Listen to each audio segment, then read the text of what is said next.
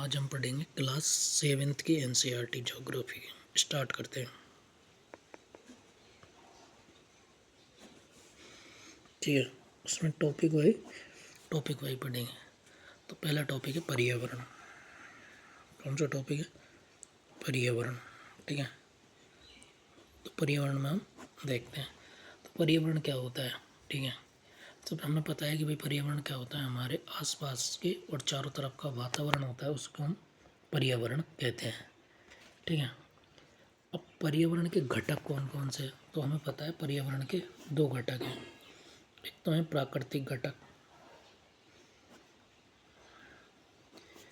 एक है मानव निर्मित घटक।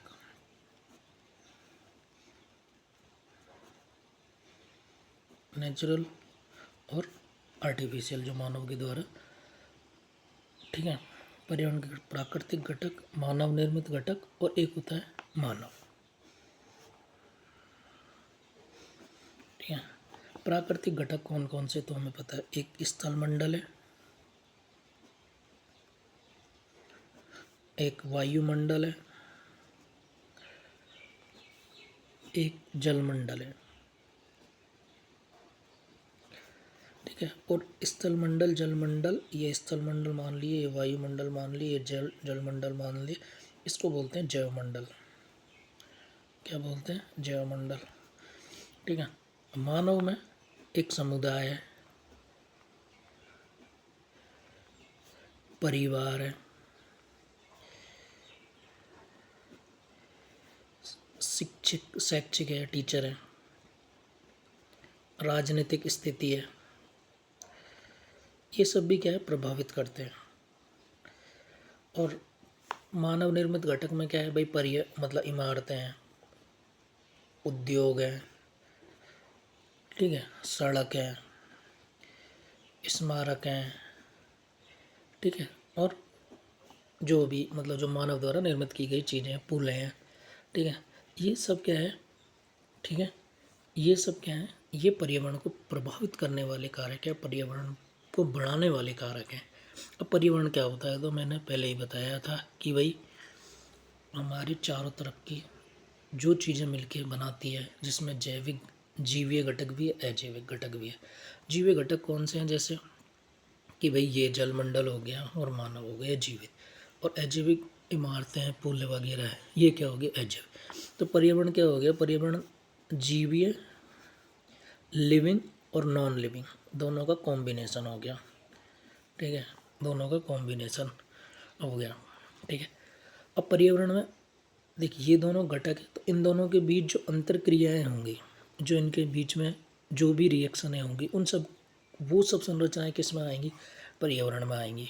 ठीक है, तो अब हम देखते हैं, ये तो हो गए पर्यावरण के घटक। अब हम देखते हैं नेचुरल पर्यावरण, जो प्राकृतिक पर्यावरण है। ठीक है, प्राकृतिक पर्यावरण में हमें पता है क्या क्या है।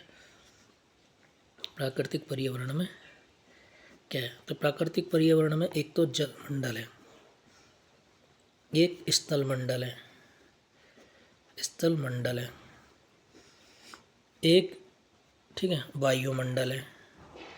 जलमंडल, स्थलमंडल, वायुमंडल।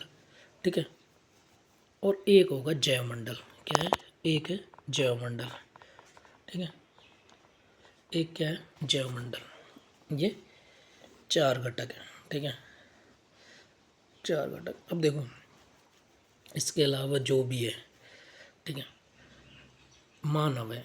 तो पहले मानव के बारे में पढ़ लेते हैं। तो मानव क्या करेगा भाई? मानव तो पारस्परिक क्रिया करता है, मतलब कोरिलेशन दर्शाता है कि भाई क्या लेता है? पेड़ों से अपनी प्राकृतिक से जरूरती चीज़ें लेता है, पशुपालन करता है। ठीक है, तो हमने एक बार्टर सिस्टम पढ़ा था कि भाई वस्तु विनिमय प्रणाली। तो हम पादपों, ये जो पर्यावरण के साथ कैसा रिलेशन दर्शाते हैं? तो बार्टर सिस्टम प्रणाली दर्शाते हैं। इसमें क्या है? धन का उपयोग नहीं होता। बार्टर सिस्टम प्रणाली इकोनॉमिक्स में पढ़ते भी हैं। ठीक है, तो हम वो सब करते हैं। पर्यावरण का तरीके से फसल उगाना सीखा, पशुपालन करना सीखा, स्थायी जीवन जीना सीखा। ठीक है, तो ये हम सब ने देखे कि भाई मानवीय पर्यावरण क्या है। ठीक है, ठीक है, अब एक देखते हैं भाई कि पारितंत्र क्या है। ठीक है, तो प्राकृतिक पर्यावरण के बाद हम देखेंगे कि भाई एक और देख लेते हैं इसमें पारितंत्र क्या है। पारितंत्र बोलता इकोसिस्टम। क्या होता है? इकोसिस्टम। और इकोसिस्टम क्या होता है? इकोसिस्टम होता है कि भाई कि जो भी जैविक और अजैविक पदार्थों के बीच जो अंतर क्रियाएँ हो रही है ना, उनको हम पारिस्थितिक तंत्र बोलते हैं। जैविक प्लस अजैविक पदार्थों के बीच जो अंतर क्रिया है ना, उसको हम क्या बोलते हैं? क्या बोलते हैं? पारितंत्र बोलते हैं। ठीक है। पारितंत्र शब्द किसने दिया? ठीक है। पारितंत्र क्या है? तो इसको हम पढ़ेंगे इन्वायरमेंट में अच्छे से। ठीक है। अब जैविक और अजैविक पदार्थ, तो जैविक क्या हो गया भाई और अजैविक क्या हो गया? तो अजैविक हो गया ताप हो गया, मृदा हो गया। ठीक है। ये क्या हो गया? अजैविक हो गया। ठीक है। ठीक है। और जैविक क्या हो गया? मनुष्य हो गया। ठीक है। वृक्ष हो गए। ठीक है। तो ये सब कैसे हो गया? जैविक हो गया। ठीक है। अब पारितंत्र करता क्या है? तो पारितंत्र मिलके किससे बना होता है? तो वन हो गए, घास स्थल हो गए। ठीक है। ठीक है। पर्वत हो गए, झील हो गए। ठीक है। और नदी होगी और महासागर हो गए। ये सब पारितंत्र का ही प्रकार है। इनके बारे में हम पढ़ेंगे अच्छे से कि जब इकोसिस्टम पढ़ेंगे तब। अभी बेसिक से पढ़ते हैं। ठीक है। अब देखो प्राकृतिक पर्यावरण, जलमंडल है। तो जलमंडल में क्या होगा? जो जलीय जीव जो जल में रहते हैं। ठीक है। जो प्राणी जल में रहते हैं वो जलमंडल के तहत आएंगे। स्थल मंडल। ठीक है। स्थल मंडल में क्या हो गया? ठीक है। स्थल मंडल में क्या होगी? स्थल मंडल में जो जिसमें हम रहते हैं। ठीक है। जहाँ पर वन मिलता है, कृषि मिलती है, बस्तियाँ रहती हैं और समुदाय रहते हैं। ये सब क्या है? स्थल मंडल का पार्ट है। वन, कृषि, बस्तियाँ, समुदाय। ठीक है। और खनिज संपदा जहाँ पे मिलती है, खनिज संपदा जहाँ पे मिलती है। ठीक है। खनिज संपदा। अब इस पे देखो महासागर भी मिलेंगे, चट्टानें भी मिलेंगी। ठीक है। अब पृथ्वी की जो ऊपरी परत है ना, इसी को हम क्या बोल देते हैं? स्थल मंडल। तो पृथ्वी की ऊपरी परत को अर्थ अर्थ की जो सबसे ऊपरी लेयर है उसको हम क्या बोल देते हैं? स्थल मंडल बोल देते हैं। अब इसमें क्या है भाई? ये पहाड़ भी है, मैदान भी है, घाटी भी है। ठीक है। महाद्वीप भी है, महासागर भी, वो सब किस में आएंगे? स्थल मंडल में। अब देखते हैं वायुमंडल क्या है। तो वायुमंडल वह संरचना है जो, ठीक है, जो क्या करती है? एक चारों तरफ फैली हुई परत है वायुमंडल। ये सूर्य से आने वाले हानिकारक किरणों से हमारी सुरक्षा करती है। सूर्य से आने वाली हानिकारक किरणों से ये क्या करती है? हमारी सुरक्षा करती है। ठीक है। और पृथ्वी के गुरुत्वाकर्षण को वायुमंडल के साथ बांधे रखती है। ठीक है। अब है जैवमंडल। अब देख वायुमंडल है। ठीक है। ठीक है। तो वायुमंडल में क्या क्या होता है? तो गैस होंगी। वायुमंडल का संगठक क्या है? तो गैस है, धूल के कण है और जलवाष्प है। ये सब क्या है? वायुमंडल के संगठक है। ठीक है। अब है जैवमंडल। जैवमंडल मैंने बताया था कि भाई जहाँ पादप मिलेंगे और जंतु मिला। ठीक है। ये सब ने क्या बनाया? जैवमंडल। ये सब ने क्या बनाया? जैवमंडल। ठीक है। यहाँ पे स्थल, जल और वायु, मैंने तो बोला था स्थल, जल और वायु तीनों मिलके क्या बनाते हैं? जो मैंने शुरू में बताया था, स्थल जल तीनों मिलके क्या बनाते हैं? जीवन को संभव बनाते हैं। और तीनों के बगैर जीवन भी संभव नहीं है। ठीक है। तो ये है पहला टॉपिक पर्यावरण के बारे में। अब हम सेकंड टॉपिक पढ़ेंगे, आज ही पढ़ेंगे। वो पढ़ेंगे हम कि पृथ्वी की संरचना। ठीक है। पृथ्वी की संरचना के बारे में। ठीक है। तो अभी हम देखते हैं, इधर ही देख लेते हैं पृथ्वी की संरचना कैसी है। ठीक है। इधर तो सेकंड टॉपिक हम देखते हैं। सेकंड यूनिट है हमारी पृथ्वी के अंदर। हमारी पृथ्वी के अंदर। ठीक है। आप एनसीईआरटी को एक बार साथ में पढ़ना, ठीक है। तो हम देखते हैं हमारी पृथ्वी है, ठीक है। तो इसमें कितनी परत हैं? 3 परत हैं। एक तो होगी प्रॉपर्टी, एक हो गया क्रस्ट या मेटल, ये वाला हो गया मेटल, और एक हो गया आंतरिक कॉर्ड, आंतरिक कॉर्ड, ठीक है।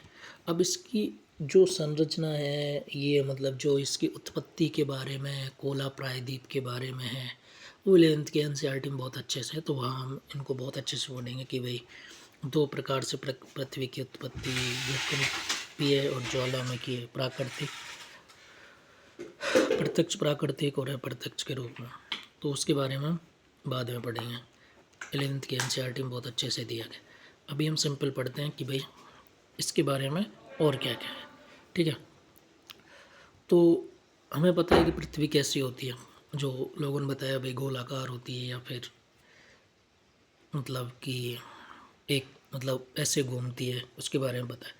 तो सबसे पहले हम पढ़ते हैं ये प्रॉपर्टी संरचना। अब देख, प्रॉपर्टी में हमने पहले ही पढ़ा था, जब यहाँ पढ़ा था कि महासागर और महाद्वीप, सागरीय और महाद्वीप, संयंत्र, महासागर और महाद्वीप किस में आएंगे? प्रॉपर्टी में आएंगे, ठीक है। स्थल मंडल के पार्ट हैं। तो सबसे पहली संरचना थी ये, ठीक है। तो ये 35 किलोमीटर से 5 किलोमीटर तक होती है, ठीक है। 35 से क्या होती है? 5 किलोमीटर तक होती है, ठीक है। अब देख, इसमें क्या होता है, तो महाद्वीपीय संयंत्र के अंदर होता है सिलिका और एल्यूमिनियम, सिलिका और एल्यूमिनियम, ठीक है। और ये तो होते हैं महाद्वीपीय संयंत्र के अंदर। और महासागरीय के अंदर क्या होती है? सिलिका और मैग्नीशियम। क्या होती है? सिलिका और मैग्नीशियम होती हैं। अब मेटल, ठीक है, मेटल होता है, ठीक है। ये कहाँ तक फैला होता है? ये मेटल फैला होता है 2900 किलोमीटर तक। और उसके नीचे होता है आंतरिक कॉर्ड, आंतरिक कॉर्ड, आंतरिक कॉर्ड में मिलता है आयरन और निकल। इसमें काफ़ी उच्च ताप और दाब होता है।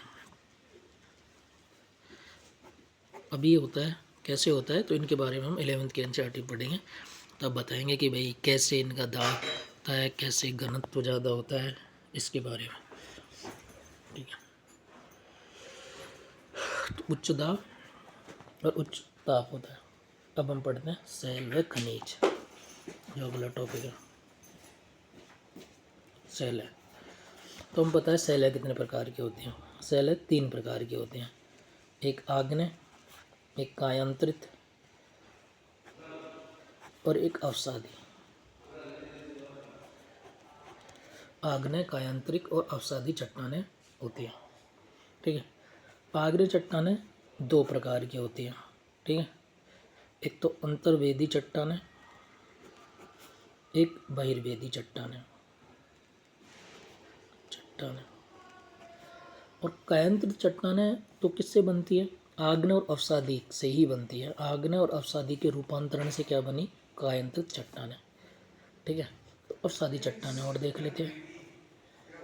जब चट्टानें टूटकर या लुढ़क कर बहती है और छोटे छोटे कणों में वितरित हो जाती है, उसको हम बोलते हैं क्या? अवसादी चट्टानें, अवसादी चट्टानें, ठीक है।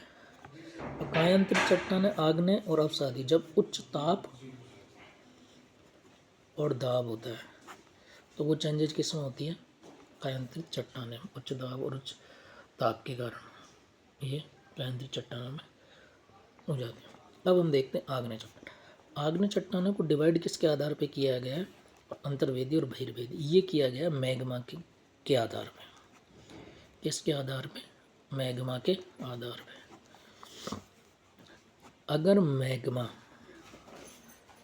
ठंडा होके बाहर आ गया तो उसको हम बोलते हैं बहिर्वेदी चट्टान। और अगर मैग्मा गर्म है और अंदर है तो हम उसको क्या बोलेंगे, अंतर्वेदी चट्टान। ठीक है।